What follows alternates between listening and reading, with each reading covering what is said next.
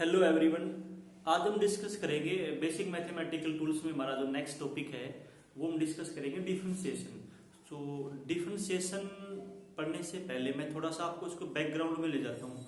Background में जैसे वैसे ये मैथमेटिक्स पढ़ रहे हैं अभी हम, मैथमेटिक्स का टॉपिक है। मैथमेटिक्स में एक पार्ट होता है कैलकुलस। कैलकुलस, ठीक है। ये जो कैलकुलस है इसमें हम भी इसको पढ़ने वाले हैं फिजिक्स में भी। और कैलकुलस के दो पार्ट हम पढ़ेंगे। First one is the differentiation and second जो इसमें हम पढ़ेंगे वो है आपका इंटीग्रेशन। ठीक है, ये दोनों हम इसमें कैलकुलस में पढ़ने वाले हैं। अगर कैलकुलस की मैं बात करता हूं, थोड़ा सा कैलकुलस को जान लेते हैं।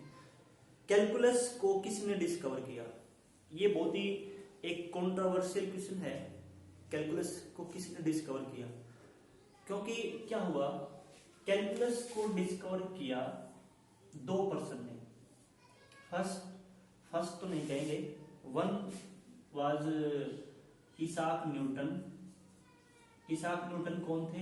एक फिजिक्स थे, काफी ज्यादा इनका फिजिक्स में कंट्रीब्यूशन है। फिजिक्स ही कहूंगा मैं तो इसको, ठीक है। इसाक न्यूटन एक फिजिक्स थे। और दूसरा जो था जिसने इसको डिस्कवर किया वो थे आपके Lebanese. This is Lebanese. Lebanese ने और इसाक न्यूटन ने दोनों ने कैलकुलस को डिस्कवर किया। कमाल की बात यह है कि दोनों ने कैलकुलस को डिस्कवर किया एक ही टाइम पे, अलग अलग जगह पे। एक ही टाइम पे और अलग अलग जगह पे। तो अब इसका क्रेडिट किसको दें? क्योंकि एक ही टाइम पे एक ही चीज अलग अलग जगह पे दो लोगों ने प्रेजेंट की, डिस्कवर की। तो इसका क्रेडिट किसको दें? अभी ये जो क्वेश्चन है इसका कोई किसी के पास आंसर नहीं है कि इसका क्रेडिट किसको दें। तो हम क्या मान के चलेंगे? दोनों को ही मान के चलेंगे, ठीक है। अब डिफरेंशिएशन को या कैलकुलस को न्यूटन ने क्यों डिस्कवर किया? क्योंकि न्यूटन का जो मेन फील्ड था वो तो फिजिक्स का ही था। तो फिजिक्स में उसको ऐसी क्या प्रॉब्लम आ गई कि उसको मैथमेटिक्स में जाना पड़ा, उसको कैलकुलस को डिस्कवर करना पड़ा। ऐसी क्या प्रॉब्लम उसने फेस की? न्यूटन ने एक बहुत बड़ी प्रॉब्लम में फंस चुका था। बहुत बड़ी प्रॉब्लम क्या थी? वो प्रॉब्लम ये थी कि भाई न्यूटन चाहता था कि एक इंस्टेंट के ऊपर या एक मोमेंट के ऊपर मैं स्पीड को कैलकुलेट करूं। स्पीड को कैलकुलेट करना चाहता था। देखो प्रॉब्लम क्या थी, किस वजह से उसने इसको डिस्कवर किया। प्रॉब्लम क्या थी न्यूटन के सामने? प्रॉब्लम ये थी कि वो चाहता था स्पीड को कैलकुलेट करना चाहता था एक मोमेंट के ऊपर, at a given instant of time. At a given instant, किसी एक इंस्टेंट के ऊपर वो स्पीड को कैलकुलेट करना चाहता था।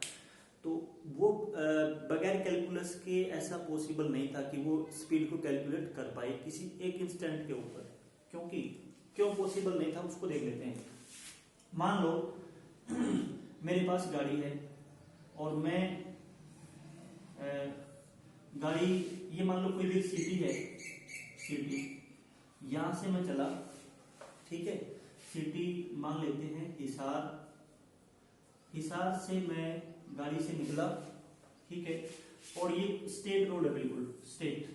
इस स्टेट रोड पे मैं चला। यहां पहुंचने के बाद मैंने देखा कि यहाँ पे एक माइलस्टोन लगा हुआ है, माइलस्टोन।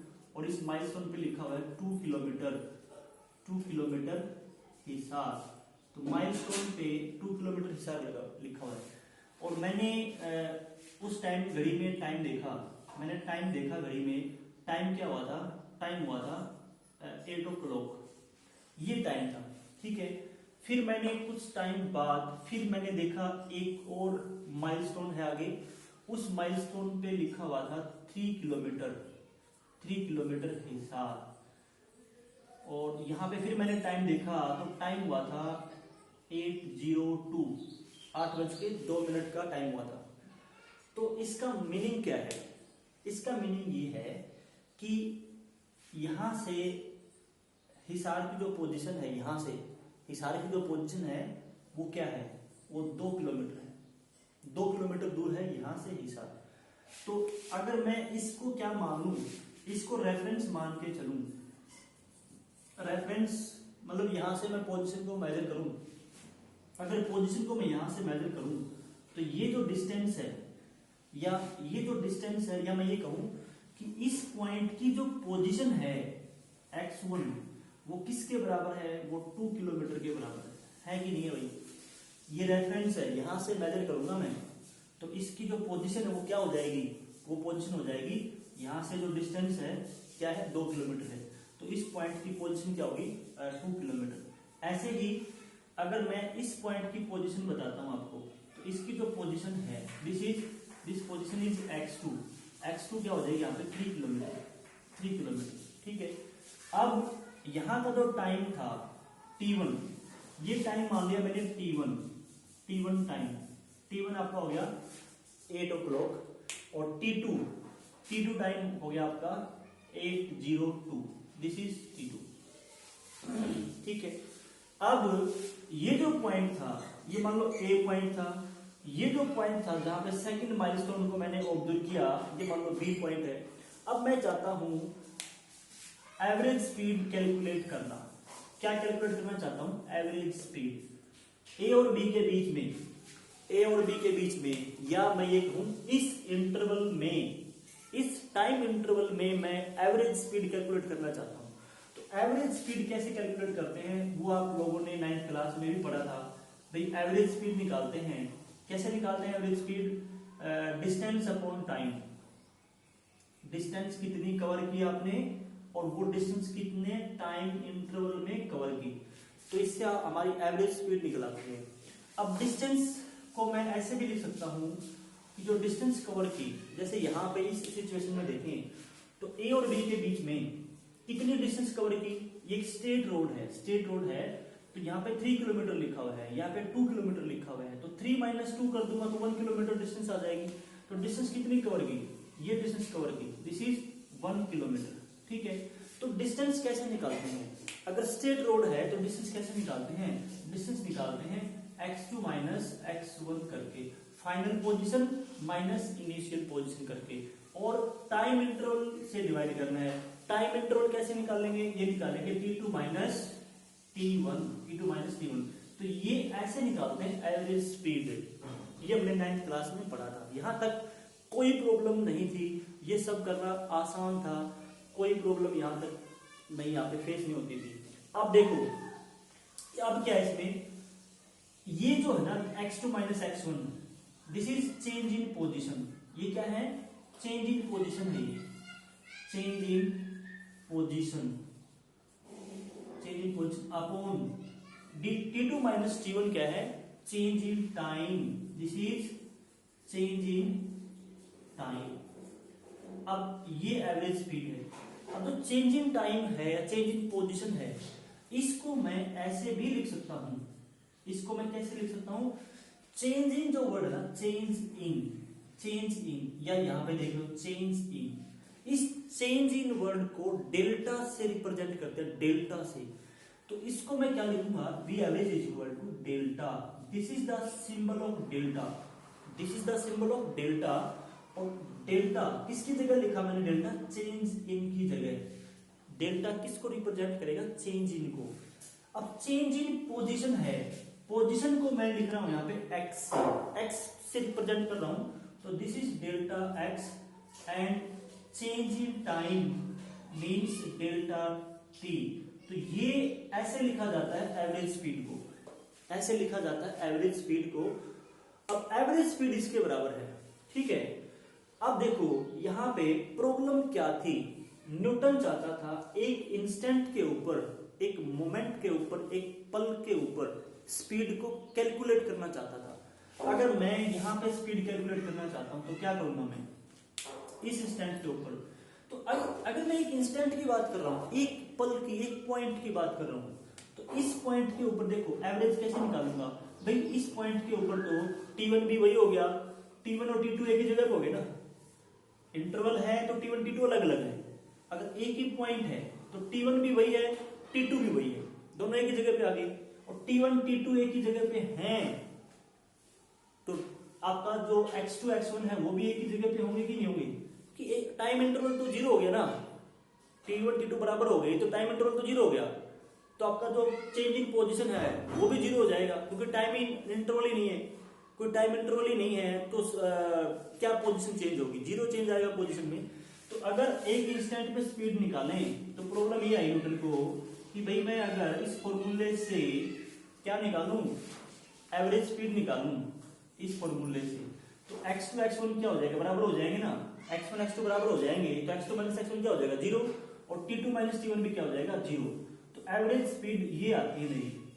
अगर मैं एक पल के ऊपर स्पीड निकालूं एवरेज वाले फॉर्मूले से, तो एक मोमेंट के ऊपर, एक इंस्टेंट के ऊपर स्पीड आती है 0/0, और 0/0 को तो दुनिया में कोई भी सोल्व नहीं कर सकता। मैथमेटिक्स के अंदर 7 ऐसी फॉर्म है, उनको हम 7 नॉट डिफाइंड या अनडिटरमिनेट फॉर्म बोलते हैं, अनडिटरमिनेट फॉर्म। तो ये 7 अनडिटरमिनेट फॉर्म है, 0/0, इन्फिनिटी, इनको तो कोई भी सोल्व नहीं कर सकता। तो इसको सोल्व आगे न्यूटन नहीं कर पाया। मतलब इस फॉर्मूले से हम क्या नहीं निकाल सकते, एक इंस्टेंट के ऊपर, एक पल के ऊपर स्पीड कैलकुलेट नहीं कर सकते।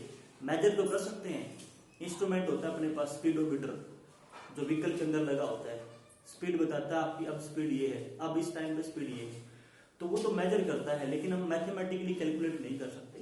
प्रॉब्लम क्या थी, जब भी हम अपने पास एक ही फॉर्मूला है स्पीड निकालने का, और जब इस फॉर्मूले से मैं एक इंस्टेंट के ऊपर स्पीड निकालूंगा तो x2 x1 बराबर हो जाएंगे और ऊपर हो जाएगा जीरो, T1 T2 बराबर हो जाएंगे और ये हो जाएगा नीचे जीरो, तो 0/0 आ जाएगा।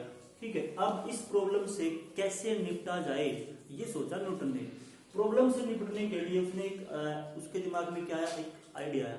आइडिया क्या आया भाई, कि क्यों ना मैं इस इंस्टेंट को मैं एक छोटा सा इंटरवल मान लूं।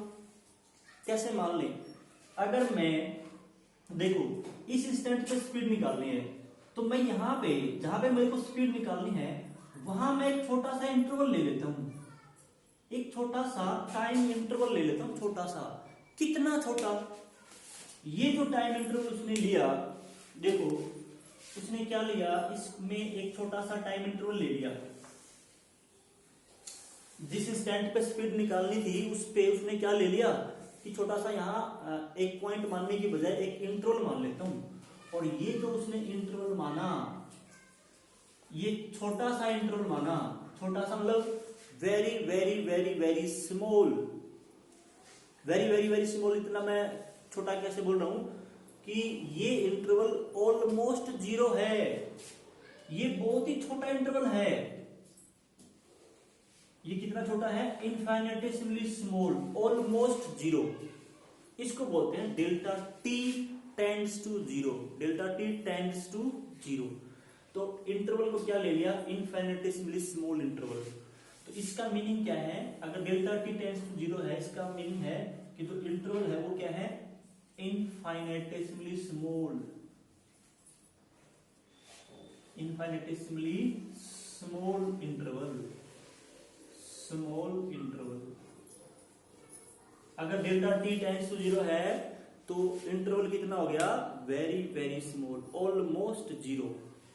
अब उसने फिर क्या किया कि भाई मैं इस छोटे से इंटरवल में, इस इनफाइनेटिसिमली स्मॉल इंटरवल में क्या निकालूं, एवरेज स्पीड निकालूं। भाई इंटरवल में तो निकल ही सकती है, अगर एक पॉइंट होगा तभी तो बराबर होंगे, लेकिन है तो इंटरवल, छोटा बेशक हो है तो इंटरवल, तो इस इंटरवल में T1 T2 अलग अलग होंगे।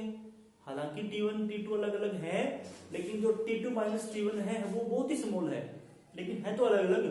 ऐसे ही अगर T1 T2 अलग अलग है और ऑब्जेक्ट आपका मूविंग है, तो x1 x2 भी अलग अलग होंगे, हालांकि होंगे वो भी बहुत छोटे, बहुत मतलब नियर बाई, जो डिफरेंस होगा x2 माइनस x1 वो बहुत ही छोटा होगा।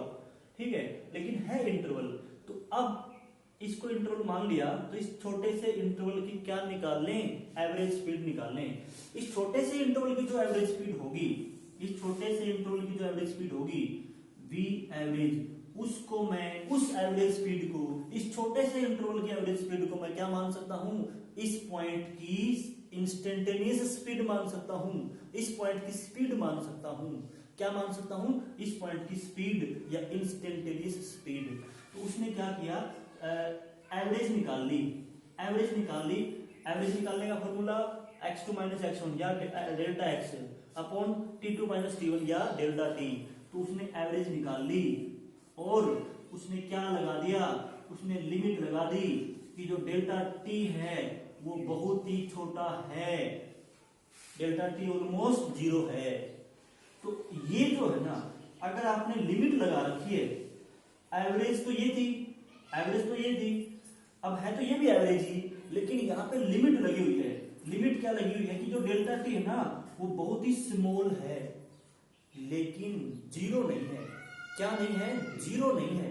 ये जो लिमिट वर्ड लिखा ना, लिमिट, क्या लिमिट है, रेस्ट्रिक्शन क्या है, रेस्ट्रिक्शन ये है कि डेल्टा टी है तो बहुत ही छोटा, कितना छोटा, इनफाइनेटेसिमली स्मॉल, लेकिन क्या नहीं है, 0 नहीं है। It tends to 0 but not equal to 0। तो ये जो बन गया ना, ये जो एवरेज स्पीड आ गई, जो इनफाइनेटेसिमली स्मॉल इंटरवल के, इनफाइनेटेसिमली स्मॉल इंटरवल की एवरेज आ गई, इस एवरेज को मैं क्या मान सकता हूं, इस पॉइंट की इंस्टेंटेनियस स्पीड मान सकता हूं। तो ये जो फॉर्मूला है ये इंस्टेंटेनियस स्पीड निकालने का फॉर्मूला है, ठीक है। तो यहां पे अगर मैं आपके पास दो फॉर्मूले लिखूंगा, देखो अभी हमने क्या पढ़ा, अभी हमने पढ़ा कि जो एवरेज स्पीड है, एवरेज किसी भी इंटरवल की, किसी भी इंटरवल की, चाहे वो छोटा हो चाहे बड़ा हो, एवरेज स्पीड किसके बराबर होगी, delta x upon delta t के बराबर होगी। This is average speed, this is average speed. ऐसे निकालेंगे एवरेज स्पीड। डेल्टा x क्या था, x2 माइनस x1, और डेल्टा t क्या है यहाँ पे, डेल्टा x आपका है x2 minus x1 and delta t t2 minus t1। लेकिन अगर डेल्टा t टेंड्स टू 0 है, अगर delta x upon delta t है और इसमें जो डेल्टा t है उस पे क्या लगी है, लिमिट लगी है, टेंड्स टू 0 है, तो ये जो है ये फॉर्मूला किसका है, ये इंस्टेंटेनियस स्पीड का फॉर्मूला है। ये एक इंस्टेंट की स्पीड है, इंस्टेंट की, एक पॉइंट की स्पीड निकल आएगी इससे। अब फॉर्मूला तो आ गया, रिलेशन तो आ गया, अब इसको सोल्व कैसे करें, सोल्व कैसे करें। अभी यहां से डिफरेंशिएशन निकल के आता है, डिफरेंशिएशन। अब न्यूटन ने इसको थोड़ा सा अलग अंदाज में लिखा, इसको उसने थोड़ा सा अलग अंदाज में लिखा। अलग अंदाज में कैसे लिखा कि भाई इसको मैं क्या लिख दूंगा, अगर delta x upon delta t है और डेल्टा टी बहुत ही स्मॉल है तो इसको मैं dx बाई डी टी लिखूंगा। तो जो dx बाई डी टी है, जो dx बाई डी टी है वो किसके बराबर है, dx बाई डी टी किसको लिखा उसने dx बाई डी टी लिखा, limit delta T tends to 0 अगर है और delta x by delta t है तो इसको उसने क्या लिख दिया, dx बाई डी टी लिख दिया।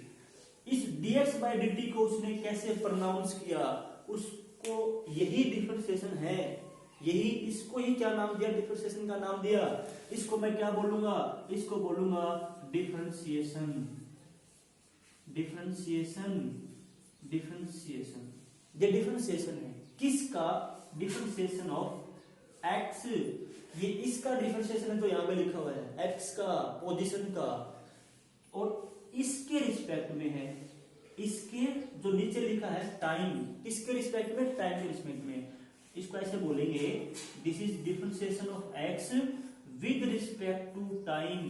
तो कैसे प्रोनाउंस करेंगे इसको, विद रिस्पेक्ट टू टाइम, कैसे बोलेंगे इसको बोलेंगे dx बाई dt को क्या बोलेंगे, differentiation of x with respect to time, और ये क्या आपका डिफरेंशिएशन है।